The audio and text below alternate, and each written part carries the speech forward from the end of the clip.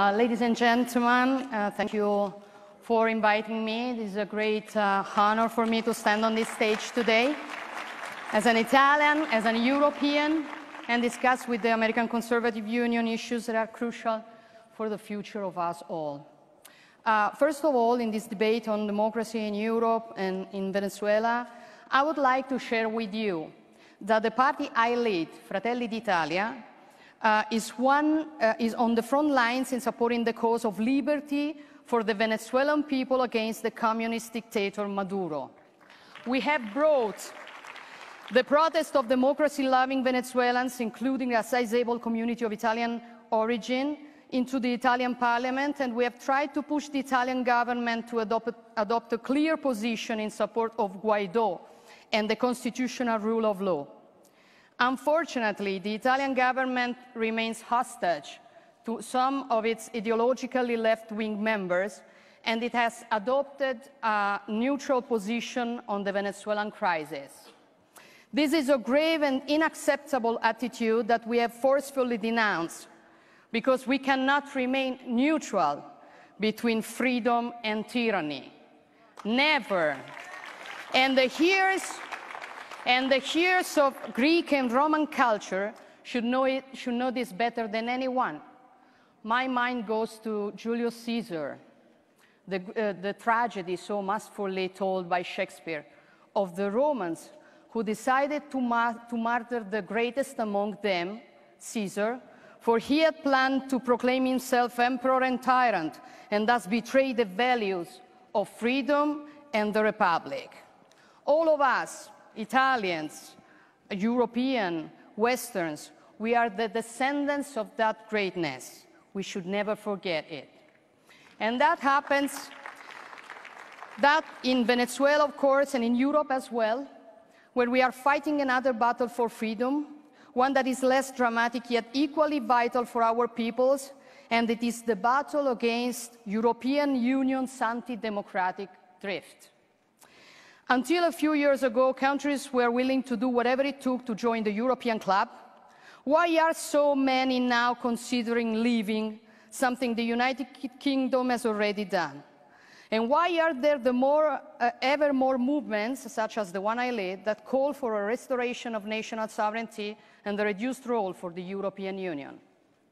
We discussed this a few days ago in Rome during the summit of the Alliance of Conservatives and Reformers in Europe, whose delegation should be here. I greet and thank them.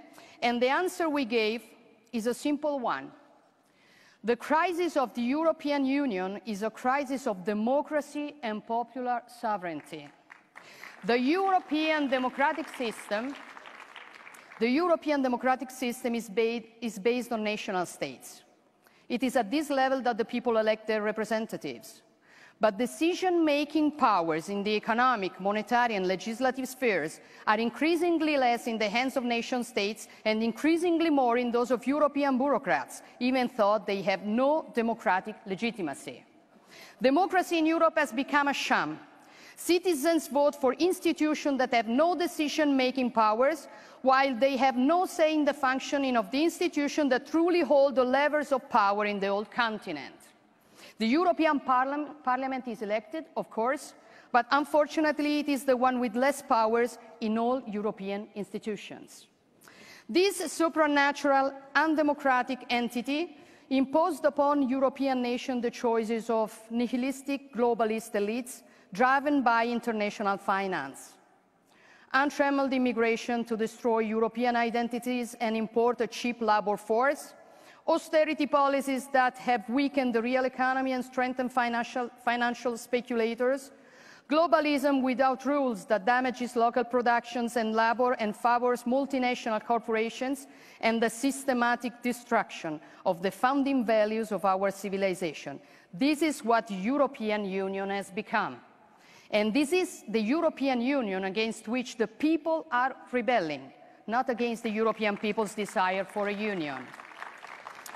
And the final clash will come in the upcoming European elections in May. Europe against Europe.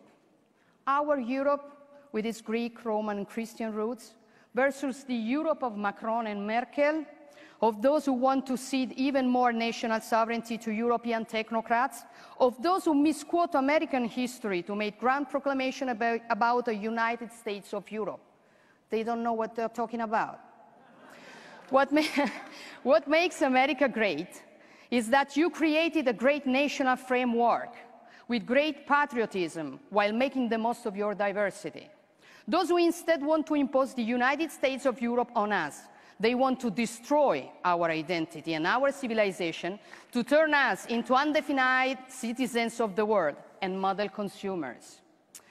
To those who want a United States of Europe, we say we want a united Europe of states.